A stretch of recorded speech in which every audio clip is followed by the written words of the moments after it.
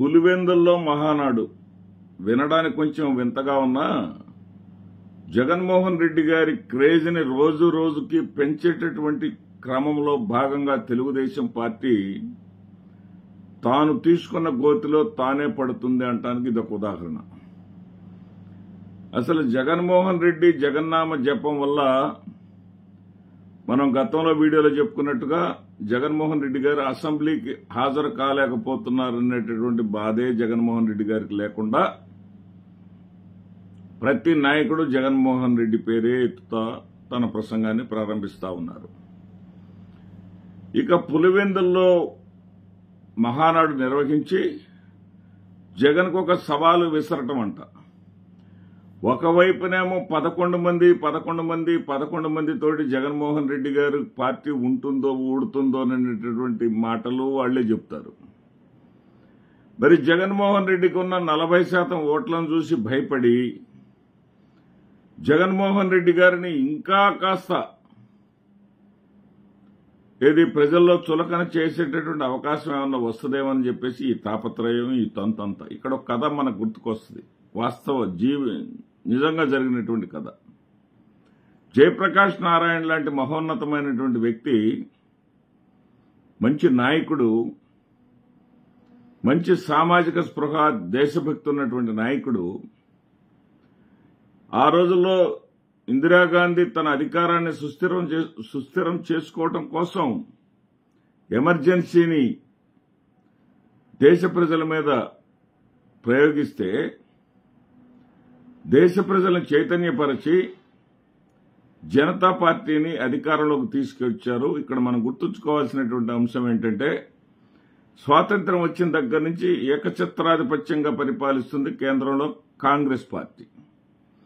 ఆ కాంగ్రెస్ పార్టీని తొలిసారిగా అధికారానికి దూరం చేసినటువంటి ఒక మహా విప్లవాన్నే తీసుకొచ్చాడు జయప్రకాష్ నారాయణ గారు. ఆ విప్లవాన్ని దాన్ని కొనసాగించగలిగారు. ఆ విప్లవ ఫలాలని ప్రజలకు అందించగలిగారంటే అందించగలిగింది శూన్యం. ఆ రోజుల్లో న్యూస్ పేపర్ తీస్తే నాకు బాగా గుర్తు, బాగా యూత్ యంగ్స్టర్గా ఉండేవాడిని నేను. ఆ రోజుల్లో పేపర్ తీస్తే ఇదిగిదిగో ఈ విచారణ ఇందిరాగాంధీ మీద, ఇందిరాగాంధీ గారు త్వరలో తిహార్ జైలుకి, ఇందిరాగాంధీ దయ్యుడామన్ జైలుకి, ఇందిరాగాంధీ ఆ జైలుకి ఈ జైలు అలహాబాద్ జైలుకి ఇష్టం వచ్చినట్లుగా వార్తలు రాసేవాళ్ళు. అప్పట్లో పేపర్ తీస్తే ఇందిరాగాంధీ బొమ్మ మాత్రమే ఉండేది. అదే ఇందిరాగాంధీ 1977లో ఓడిపోయినటువంటి ఇందిరాగాంధీ వాళ్ళు పరిపాలన మీద దృష్టి సాధించకుండా ఓడిపోయిన ఇందిరాగాంధీని అప్రతిష్ట పాలు చేస్తే చాలు, మనం ఇక అధికారంలో కొనసాగిపోతామని చెప్పేసి పగటి కలలు గని బొక్కబొర్లబడి వాళ్లలో వాళ్లే విభేదాలతో తన్నుకొని మొరార్జీ దేశాయ్ గారు, చరణ్ సింగ్ గారు, చంద్రశేఖర్ గారు ఇలా ప్రధానమంత్రులు మారిపోయి వాళ్ళు ఏదైతే బంగారు పళ్ళెంలో మళ్లీ ఇందిరాగాంధీకి అధికారాన్ని అప్పచెప్పారు. ఎంతంటే భారీ మెజారిటీతోటి, కనీ విని ఎరుగని మెజారిటీతోటి ఇందిరాగాంధీకి మరలా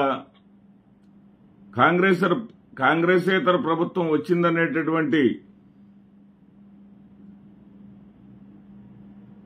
ఒక భావన అనేది కూడా ప్రజల్లో లేకుండా తిరుగులేని మెజారిటీని ఇందిరాగాంధీకి ఇచ్చారు. ఇప్పుడు సేమ్ హిస్టరీ రిపీట్స్. ఆంధ్రప్రదేశ్లో జగన్మోహన్ రెడ్డి గారు 151 సీట్లతోటి కనీసం మూడు టర్మ్స్ అయినా సరే అధికారంలో శాశ్వతంగా ఉండేటటువంటి పరిస్థితిని ఆయనకు ప్రజలు కల్పిస్తే,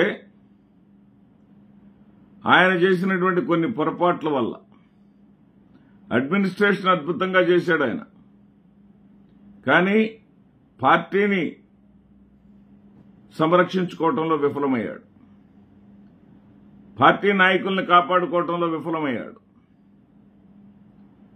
ఏదైతే అతని హయాంలో ఉన్నటువంటి నాయకుల మీద లిక్కర్ స్కామ్ అని అదని ఇదని ముద్రలు వేసిందో ఆ నాయకులనే కూటమి ప్రభుత్వం వాళ్లలో చేర్చుకొని జగన్మోహన్ రెడ్డి గారికి చెప్పటం చేతగానిది అబద్ధం.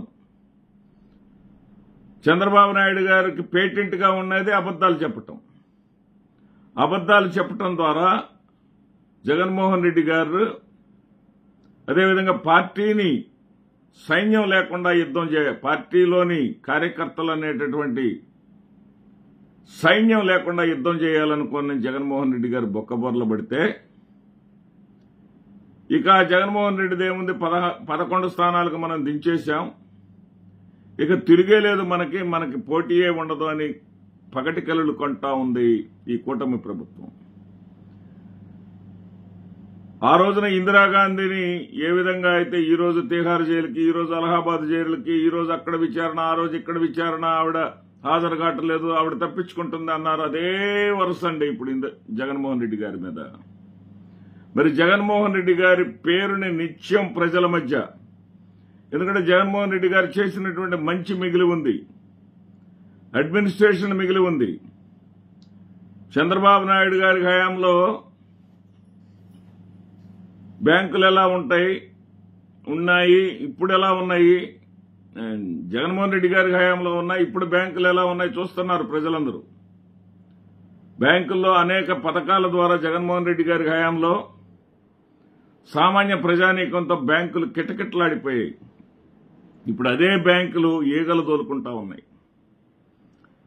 చంద్రబాబు నాయుడు గారి హయాంలో గతంలో 17,000 కోట్ల రూపాయల సామాన్య ప్రజానీకం పొదుపు సంఘాల ద్వారా పొదుపు చేస్తే జగన్మోహన్ రెడ్డి గారు అధికారంలోకి వచ్చినటువంటి 2019-24 కాలంలో 85,000 కోట్ల రూపాయలు, దాదాపు 5 రెట్లు సామాన్య ప్రజలు డబ్బు దాచుకున్నటువంటి పరిస్థితి. ఆ పరిస్థితి ఈరోజు లేదు. ఒక రకంగా చెప్పాలంటే ప్రజల మధ్య కొనుగోలు శక్తి క్షీణించిపోయింది. అది పరోక్షంగా ఆర్థిక విధ్వంసానికి దారితీస్తుంది. చంద్రబాబు నాయుడు గారు డబ్బు సంపద సృష్టించడం మాట దేవుడెరుగు. జగన్మోహన్ రెడ్డి గారు సృష్టించినటువంటి సంపదను హరించుకుపోతా ఉన్నాడు. ఇవన్నీ గమనిస్తున్నటువంటి ప్రజలు జగన్మోహన్ రెడ్డి చేసినటువంటి మంచిని గుర్తుకు చేసుకుంటున్నటువంటి ప్రజలకి మరింత ఊతమిచ్చేలాగా, ఆ ప్రజలను మరింత ఆలోచింపజేసేలాగా జగన్ ఆ జైల్లో పెట్టబోతున్నాం, జగన్ మీద ఈడీ కేసులు ఓపెన్ చేస్తున్నాం, విజయసాయిరెడ్డి గారి భుజం మీద తుపాకీ పెట్టి జగన్మోహన్ రెడ్డి గారిని పేల్చబోతున్నాం అంటూ ఆ మీడియా ద్వారా రచ్చ చేస్తూ జగన్మోహన్ రెడ్డి గారిని సజీవంగా, జగన్మోహన్ రెడ్డి గారిని మరింత ప్రజల మనిషిగా తీర్చిదిద్దే విధంగా పనిచేస్తా ఉంది కూటమి ప్రభుత్వం. తన గొయ్యి తానే తవ్వుకుంటుందనటంలో ఎలాంటి సందేహం లేదు. నమస్తే.